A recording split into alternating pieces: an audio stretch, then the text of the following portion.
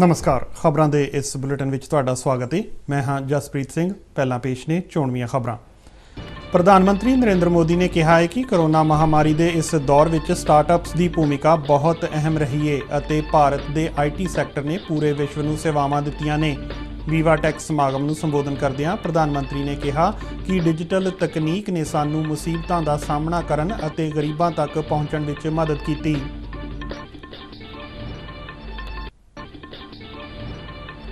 प्रधानमंत्री नरेंद्र मोदी भलके कोविड-19 फ्रंटलाइन वर्करां लई customised crash course programme launch करनगे।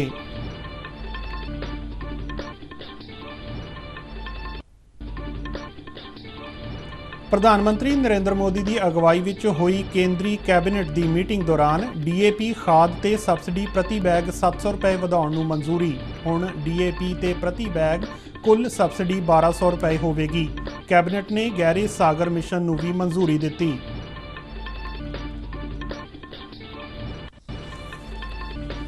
सूचना तकनोलॉजी मंत्री रविशंकर प्रसाद ने कहा है कि ट्विटर 26 मई तो लागू होए दिशा निर्देशों की पालना करन च असफल रहा है।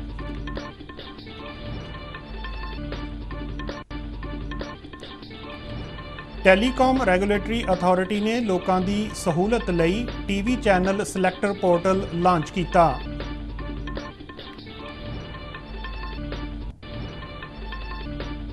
पंजाब सरकार वालों कोविड पाबंदियां विच ऐलानियां गईयां छोटां अनुसार रेस्टोरेंट, सिनेमा, जिम आदि अज तो 50% समर्था नाल खुलणगे। रात दा करफ्यू रात 8 बजे तो सवेरे 5 बजे तक लागू रहेगा।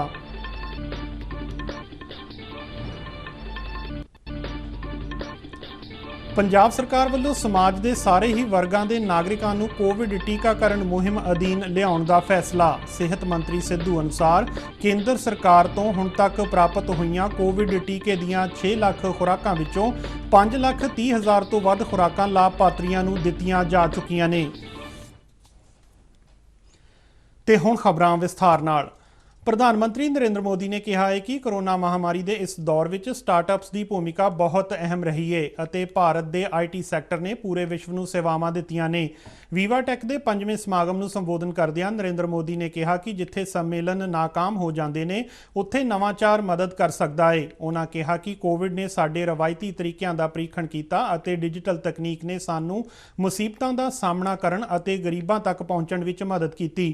प्रधानमंत्री नरेंद्र मोदी ने वीवाटैक सम्मेलन दौरान विश्व नूं 5 थम्मां ते भारत विच निवेश करन दा सੱਦਾ दिता, जिन्हां विच प्रतिभा, बाजार, पूंजी, परिस्थिति अनुकूल तंत्र अते खुलापन शामिल ने। वीवाटैक विश्व के सब तो वड्डे डिजिटल अते स्टार्टअप प्रोग्रामां विचों एक है। वीवाटैक समागम विच फ्रांस के राष्ट्रपति इमैनुअल मैक्रों अते स्पेन के प्रधानमंत्री पैड्रो सांचेज अते यूरोप के वख-वख देशों के मंत्री अते संसद मैंबर तो इलावा एप्पल के मुख्य कार्यकारी अधिकारी टिम कुक, फेसबुक के चेयरमैन ते मुख्य कार्यकारी अधिकारी मार्क जुकरबर्ग अते माइक्रोसॉफ्ट के प्रधान ब्रैड स्मिथ ने भी हिस्सा लिया। Sector has been paramount. Let me give you India's example. When the pandemic hit our shores, we had inadequate testing capacities and shortage of masks, PPE, ventilators, and other such equipment. Our private sector played a key role in addressing this shortage. Our doctors adopted telemedicine in a big way so that some COVID and other non-COVID issues could be addressed virtually. प्रधानमंत्री ने कहा कि France अते भारत व्यापक विषयों ते मिल के काम कर रहे हैं। इन्हां विच तकनोलॉजी अते डिजिटल सहयोग के उभरदे खेतर शामिल ने। प्रधानमंत्री नरेंद्र मोदी भलके कोविड-19 फ्रंटलाइन वर्करां लई कस्टमाइज्ड क्रैश कोर्स प्रोग्राम शुरू करनगे। इस प्रोग्राम की शुरुआत देश के 26 सूबियां विच 111 सिखलाई केंद्रां विच होवेगी। इस प्रोग्राम का उद्देश्य देश भर विच 1 लाख तो वध कोविड योद्धियां नूं हुनर अते सिखलाई प्रदान करना है। कोविड योद्धियां नूं इह सिखलाई 6 पसंदीदा नौकरियां की भूमिका लई दित्ती जावेगी, ਜਿਨ੍ਹਾਂ ਵਿੱਚ ਘਰੇਲੂ ਦੇਖਭਾਲ ਸਹਾਇਤਾ, ਬੁਨਿਆਦੀ ਦੇਖਭਾਲ ਸਹਾਇਤਾ, ਐਡਵਾਂਸ ਦੇਖਭਾਲ ਸਹਾਇਤਾ, ਆਫਤ ਦੇਖਭਾਲ ਸਹਾਇਤਾ, ਨਮੂਨੇ ਇਕੱਠੇ ਕਰਨ ਵਿੱਚ ਸਹਾਇਤਾ ਅਤੇ ਡਾਕਟਰੀ ਉਪਕਰਨ ਸਹਾਇਤਾ ਦੀਆਂ ਨੌਕਰੀਆਂ ਸ਼ਾਮਲ ਨੇ। ਇਹ ਪ੍ਰੋਗਰਾਮ ਪ੍ਰਧਾਨ ਮੰਤਰੀ ਹੁਨਰ ਵਿਕਾਸ ਯੋਜਨਾ 3 ਦੇ ਕੇਂਦਰੀ ਹਿੱਸੇ ਤਹਿਤ ਇੱਕ ਵਿਸ਼ੇਸ਼ ਪ੍ਰੋਗਰਾਮ ਦੇ ਰੂਪ ਵਿੱਚ ਤਿਆਰ ਕੀਤਾ ਗਿਆ ਹੈ, ਜਿਸ ਤੇ ਕੁੱਲ 276 ਕਰੋੜ ਰੁਪਏ ਖਰਚ ਆਉਣ ਦੀ ਉਮੀਦ ਹੈ। ਇਹ ਪ੍ਰੋਗਰਾਮ ਸਿਹਤ ਦੇ ਖੇਤਰ ਵਿੱਚ ਮਨੁੱਖੀ ਸ਼ਕਤੀ ਦੀ ਮੌਜੂਦਾ ਅਤੇ ਭਵਿੱਖ ਦੀਆਂ ਜ਼ਰੂਰਤਾਂ ਨੂੰ ਪੂਰਾ ਕਰਨ ਲਈ ਹੁਨਰਮੰਦ ਗੈਰ ਮੈਡੀਕਲ ਸਿਹਤ ਸੰਭਾਲ ਕਰਮਚਾਰੀਆਂ ਨੂੰ ਤਿਆਰ ਕਰੇਗਾ। ਕੇਂਦਰੀ ਕੈਬਨਿਟ ਦੀ ਮੀਟਿੰਗ ਦੌਰਾਨ ਕਈ ਮਹੱਤਵਪੂਰਨ ਫੈਸਲੇ ਲਏ ਗਏ। ਪ੍ਰਧਾਨ ਮੰਤਰੀ ਨਰਿੰਦਰ ਮੋਦੀ ਦੀ ਅਗਵਾਈ ਵਿੱਚ ਹੋਈ ਇਸ ਮੀਟਿੰਗ ਵਿੱਚ DAP ਖਾਦ ਤੇ ਸਬਸਿਡੀ ਪ੍ਰਤੀ ਬੈਗ 700 ਰੁਪਏ ਵਧਾਉਣ ਨੂੰ ਮਨਜ਼ੂਰੀ ਦਿੱਤੀ ਗਈ। ਹੁਣ DAP ਤੇ ਪ੍ਰਤੀ ਬੈਗ ਕੁੱਲ ਸਬਸਿਡੀ 1200 ਰੁਪਏ ਹੋਵੇਗੀ। ਅੰਤਰਰਾਸ਼ਟਰੀ ਬਾਜ਼ਾਰ ਵਿੱਚ ਖਾਦਾਂ ਦੀਆਂ ਕੀਮਤਾਂ ਵਧੀਆਂ ਨੇ ਅਤੇ ਕੇਂਦਰੀ ਕੈਬਨਿਟ ਵੱਲੋਂ ਸਬਸਿਡੀ ਵਿੱਚ ਕੀਤੇ ਗਏ ਵਾਅਦੇ ਨਾਲ ਕਿਸਾਨਾਂ ਤੇ ਬੋਝ ਨਹੀਂ ਪਵੇਗਾ। ਕੈਬਨਿਟ ਫੈਸਲਿਆਂ ਬਾਰੇ ਮੀਡੀਆ ਬਰੀਫਿੰਗ ਦੌਰਾਨ ਕੇਂਦਰੀ ਮੰਤਰੀ ਮਨਸੁਖ ਮਾਂਡਵੀਆ ਨੇ ਕਿਹਾ ਕਿ ਪ੍ਰਧਾਨ ਮੰਤਰੀ ਨੇ ਕਿਸਾਨਾਂ ਦੇ ਹਿੱਤ ਨੂੰ ਧਿਆਨ ਵਿੱਚ ਰੱਖ ਕੇ DAP ਤੇ ਸਬਸਿਡੀ ਵਧਾਉਣ ਦਾ ਮਹੱਤਵਪੂਰਨ ਫੈਸਲਾ ਲਿਆ ਹੈ। ਮੰਤਰੀ ਮੰਡਲ ਵੱਲੋਂ ਲਏ ਗਏ ਹੋਰ ਫੈਸਲਿਆਂ ਬਾਰੇ ਜਾਣਕਾਰੀ ਦਿੰਦਿਆਂ ਕੇਂਦਰੀ ਸੂਚਨਾ ਤੇ ਪ੍ਰਸਾਰਣ ਮੰਤਰੀ ਪ੍ਰਕਾਸ਼ ਜਾਵੜੇਕਰ ਨੇ ਕਿਹਾ ਕਿ ਕੈਬਨਿਟ ਨੇ ਗਹਿਰੇ ਸਾਗਰ ਮਿਸ਼ਨ ਨੂੰ ਵੀ ਮਨਜ਼ੂਰੀ ਦਿੱਤੀ। ਇਸ ਮਿਸ਼ਨ ਤਹਿਤ ਸਾਗਰ ਦੀ ਗਹਿਰਾਈ ਵਿੱਚ ਜੈਵਿਕ ਭਿੰਨਤਾ ਬਾਰੇ ਪਤਾ ਲਗਾਇਆ ਜਾਵੇਗਾ। ਉਹਨਾਂ ਦੱਸਿਆ ਕਿ ਐਡਵਾਂਸ ਮਰੀਨ ਸਟੇਸ਼ਨ ਸਾਗਰ ਹੇਠ ਜੈਵਿਕ ਭਿੰਨਤਾ ਦਾ ਅਧਿਐਨ ਕਰੇਗਾ। ਇਸ ਵਾਸਤੇ ਨਵੀਂ ਤਕਨਾਲੋਜੀ ਹੁਣ ਤੱਕ ਵਿਸ਼ਵ ਦੇ ਸਿਰਫ 5 ਮੁਲਕ ਹੀ ਵਰਤ ਰਹੇ ਨੇ। ਪ੍ਰਕਾਸ਼ ਜਾਵੜੇਕਰ ਨੇ ਦੱਸਿਆ ਕਿ ਭਾਰਤ ਇਹ ਤਕਨਾਲੋਜੀ ਆਤਮ ਨਿਰਭਰ ਭਾਰਤ ਤਹਿਤ ਵਿਕਸਿਤ ਕਰੇਗਾ। Approved deep ocean mission. This will support blue economy. The main features of that are mineral study, 6,000 meters deep in sea. There will be deep sea ocean survey. There will be advanced marine station for ocean biology. And there will also be offshore ocean thermal energy part of mission. And more importantly, this is also our travel in the vision of Atmanirbhar Bharat. ਸੂਚਨਾ technology ਮੰਤਰੀ ਰਵੀ ਸ਼ੰਕਰ ਪ੍ਰਸਾਦ ਨੇ ਕਿਹਾ ਹੈ ਕਿ Twitter 26 ਮਈ ਤੋਂ ਲਾਗੂ ਹੋਏ ਦਿਸ਼ਾ ਨਿਰਦੇਸ਼ਾਂ ਦੀ ਪਾਲਣਾ ਕਰਨ ਵਿੱਚ ਅਸਫਲ ਰਿਹਾ ਹੈ। ਉਹਨਾਂ ਕਿਹਾ ਕਿ ਟਵਿੱਟਰ ਨੂੰ ਇਹਨਾਂ ਦਿਸ਼ਾ ਨਿਰਦੇਸ਼ਾਂ ਦੀ ਪਾਲਣਾ ਲਈ ਕਈ ਮੌਕੇ ਦਿੱਤੇ ਗਏ ਸਨ, ਪਰ ਉਸਨੇ ਜਾਣਬੁੱਝ ਕੇ ਇਸ ਦਾ ਪਾਲਣ ਨਾ ਕਰਨ ਦਾ ਰਸਤਾ ਚੁਣਿਆ। ਕੇਂਦਰੀ ਮੰਤਰੀ ਨੇ ਹੈਰਾਨੀ ਪ੍ਰਗਟ ਕੀਤੀ ਕਿ ਜਦ ਵਿਦੇਸ਼ ਵਿੱਚ ਕੰਮ ਕਰਨ ਵਾਲੀਆਂ ਭਾਰਤੀ ਕੰਪਨੀਆਂ ਆਪਣੀ ਇੱਛਾ ਨਾਲ ਇੱਥੋਂ ਦੇ ਕਾਨੂੰਨਾਂ ਦੀ ਪਾਲਣਾ ਕਰਦੀਆਂ ਨੇ ਤਾਂ ਟਵਿੱਟਰ ਵਰਗੇ ਪਲੇਟਫਾਰਮ ਬਦਸਲੂਕੀ ਅਤੇ ਗਲਤ ਵਰਤੋਂ ਦੇ ਪੀੜਤਾਂ ਨੂੰ ਆਵਾਜ਼ ਦੇਣ ਲਈ ਬਣਾਏ ਗਏ ਭਾਰਤੀ ਕਾਨੂੰਨਾਂ ਦੀ ਪਾਲਣਾ ਕਿਉਂ ਨਹੀਂ ਕਰਨਾ ਚਾਹੁੰਦੇ। ਉਹਨਾਂ ਕਿਹਾ ਕਿ ਕਾਨੂੰਨ ਦਾ ਸ਼ਾਸਨ ਭਾਰਤੀ ਸਮਾਜ ਦਾ ਆਧਾਰ ਹੈ ਅਤੇ ਆਪਣੀ ਗੱਲ ਕਹਿਣ ਦੀ ਆਜ਼ਾਦੀ ਦੀ ਸੰਵਿਧਾਨਕ ਗਾਰੰਟੀ ਲਈ ਭਾਰਤ ਦੀ ਵਚਨਬੱਧਤਾ ਨੂੰ G7 ਸਿਖਰ ਸੰਮੇਲਨ ਵਿੱਚ ਦੁਹਰਾਇਆ ਗਿਆ।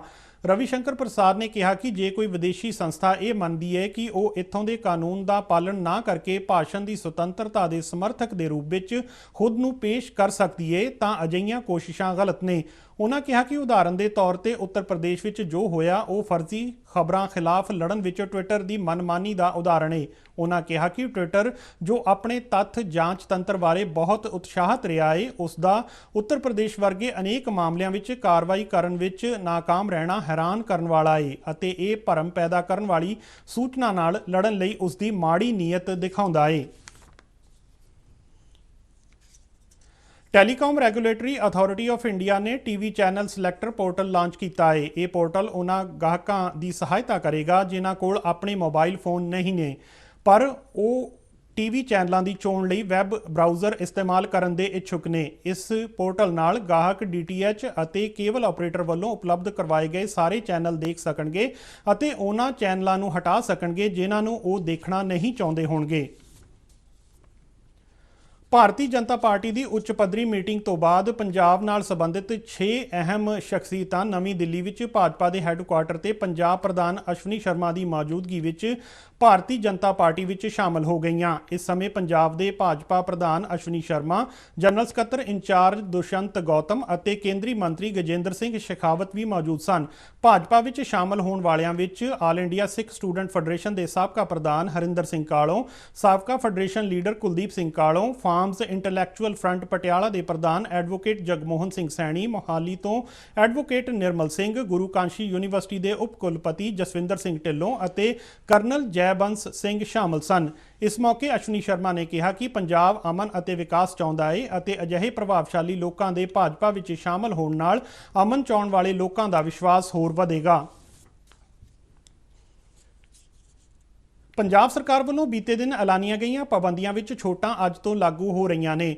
ਮੁੱਖ ਮੰਤਰੀ ਕੈਪਟਨ ਅਮਰਿੰਦਰ ਸਿੰਘ ਨੇ ਸੂਬੇ ਵਿੱਚ ਕੋਵਿਡ ਪੋਜ਼ਿਟਿਵਿਟੀ ਦਰ 2% ਤੱਕ ਡਿੱਗਣ ਦੇ ਮੱਦੇਨਜ਼ਰ ਛੋਟਾਂ ਦਾ ਐਲਾਨ ਕੀਤਾ। ਇਨ੍ਹਾਂ ਛੋਟਾਂ ਤਹਿਤ ਹੋਟਲਾਂ ਸਮੇਤ ਸਾਰੇ ਰੈਸਟੋਰੈਂਟ, ਕੈਫੇ, ਕਾਫੀ ਸ਼ਾਪ, ਫਾਸਟ ਫੂਡ ਆਊਟਲੈਟ ਅਤੇ ਢਾਬੇ, ਜਿਮ ਅਤੇ ਸਿਨੇਮਾ 50% ਸਮਰੱਥਾ ਨਾਲ ਖੋਲ੍ਹੇ ਜਾ ਸਕਣਗੇ।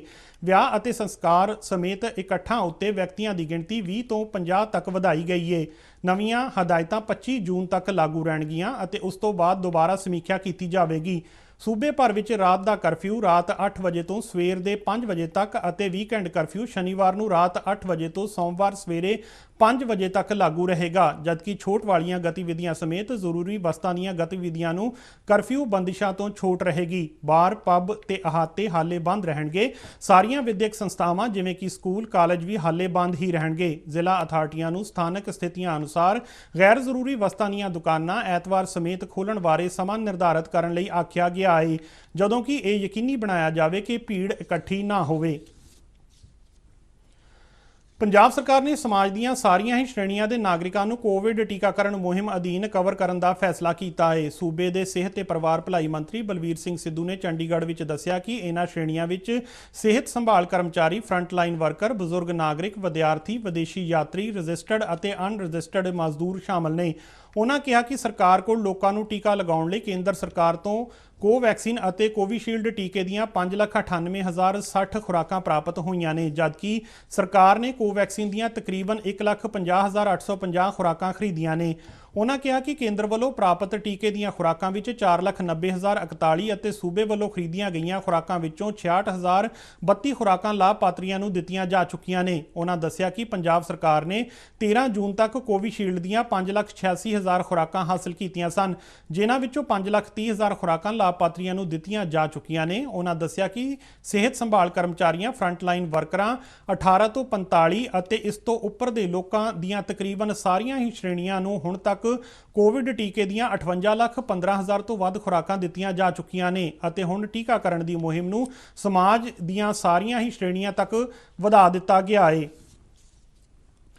ਪੰਜਾਬ ਦੇ ਖੇਡਾਂ, ਯੁਵਾ ਮਾਮਲਿਆਂ ਅਤੇ NRI ਮਾਮਲਿਆਂ ਬਾਰੇ ਮੰਤਰੀ ਰਾਣਾ ਗੁਰਮੀਤ ਸਿੰਘ ਸੋਢੀ ਨੇ ਖੇਡ ਵਿਭਾਗ ਨੂੰ ਸੂਬੇ ਦੇ ਸਾਰੇ ਹੀ ਸਟੇਡੀਅਮ ਖੋਲ੍ਹਣ ਦੇ ਨਿਰਦੇਸ਼ ਦਿੱਤੇ ਨੇ ਤਾਂ ਜੋ ਕੌਮੀ ਅਤੇ ਕੌਮਾਂਤਰੀ ਖੇਡਾਂ ਵਿੱਚ ਹਿੱਸਾ ਲੈਣ ਦੇ ਇੱਛੁਕ ਖਿਡਾਰੀ ਆਪਣਾ ਅਭਿਆਸ ਕਰ ਸਕਣ। ਚੰਡੀਗੜ੍ਹ ਵਿੱਚ ਰਾਣਾ ਸੋਢੀ ਨੇ ਦੱਸਿਆ ਕਿ ਸੂਬਾ ਸਰਕਾਰ ਨੇ ਇਹਨਾਂ ਖਿਡਾਰੀਆਂ ਨੂੰ ਓਪਨ ਸਟੇਡੀਅਮ ਵਿੱਚ ਅਭਿਆਸ ਕਰਨ ਦੀ ਛੋਟ ਦਿੱਤੀ ਹੈ। ਖੇਡ ਮੰਤਰੀ ਨੇ ਕਿਹਾ ਕਿ ਇਸ ਦੌਰਾਨ ਖਿਡਾਰੀਆਂ ਅਤੇ ਕੋਚਾਂ ਨੂੰ ਸਿਹਤ ਵਿਭਾਗ ਵੱਲੋਂ ਕੋਰੋਨਾ ਦੇ ਫੈਲਾਅ ਨੂੰ ਰੋਕਣ ਲਈ ਦਿੱਤੇ ਗਏ ਦਿਸ਼ਾ ਨਿਰਦੇਸ਼ਾਂ ਦੀ ਪਾਲਣਾ ਕਰਨੀ ਹੋਵੇਗੀ। ਰਾਣਾ ਗੁਰਮੀਤ ਸਿੰਘ ਸੋਢੀ ਨੇ ਦੱਸਿਆ ਕਿ ਸਟੇਡੀਅਮਾਂ ਨੂੰ ਖੋਲ੍ਹਣ ਅਤੇ ਕੋਵਿਡ ਦਿਸ਼ਾ ਨਿਰਦੇਸ਼ਾਂ ਦੀ ਪਾਲਣਾ ਬਾਰੇ ਪੱਤਰ ਸਾਰੇ ਹੀ ਜ਼ਿਲ੍ਹਾ ਖੇਡ ਅਧਿਕਾਰੀਆਂ ਨੂੰ ਭੇਜ ਦਿੱਤੇ ਗਏ ਨੇ।